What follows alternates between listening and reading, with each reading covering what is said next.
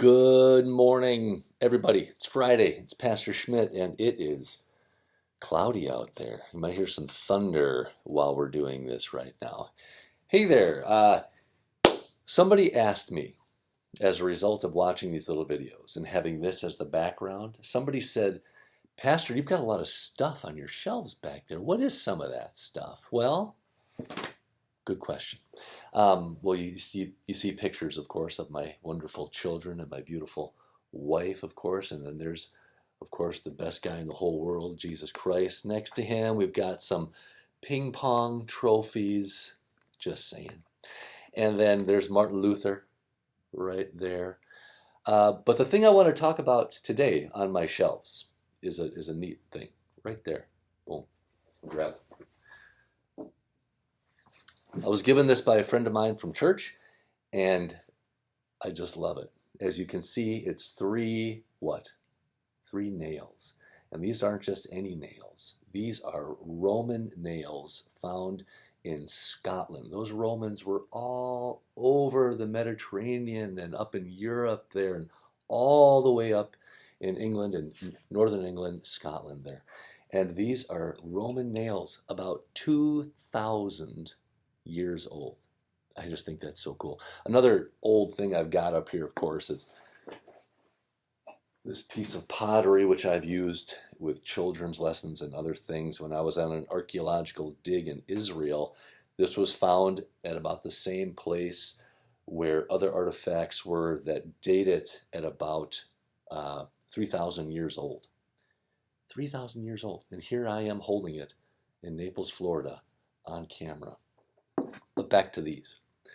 These nails, of course, are cool and interesting, historically speaking. But whenever I see it, it's also a great reminder, of course, of Jesus and the crucifixion.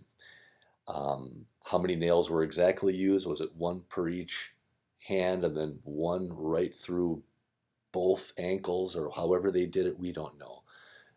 But whenever we think of crucifixion, we think of three nails. And these nails point us to the sacrifice that Jesus made for us. And there's a lot of people, non-Christians, who just think that is so funny, so weird, silly, that someone would have to experience this horrible pain of crucifixion, and that's the foundation of your religion, this instrument of torture? And it's a great question. And I love it when people ask that, because then we get to talk about that. In 1 Corinthians chapter 1, it says this: Jews demand miraculous signs and Greeks look for wisdom, but we preach Christ crucified, a stumbling block to Jews and foolishness to Gentiles. But to those whom God has called, both Jews and Greeks, Christ is the power of God and the wisdom of God. For the foolishness of God is wiser than man's wisdom, and the weakness of God is stronger than man's strength. God does whatever he wants to do. However foolish it may seem in our eyes or the world's eyes, he doesn't care. His wisdom is so above anything we have, and in his wisdom and in his love, he knew that the only way he could save us was through sacrifice. And that sacrifice, of course, had to be perfect. And that's why his son was the only one who could do it. And that's why we preach Christ crucified. No matter how funny it sounds to people, we have to, because it's only through his sacrifice that God is made at peace with us, where our relationship is reconciled. It is only through Christ and his sacrifice.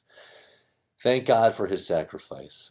He has saved us. We belonged on that cross. But he said, I love you. You don't have to go. I'm going to go in your place.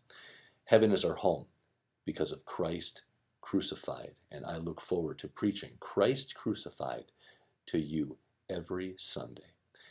All right, guys. Have a good one. Stay dry out there. Take it easy. Bye-bye.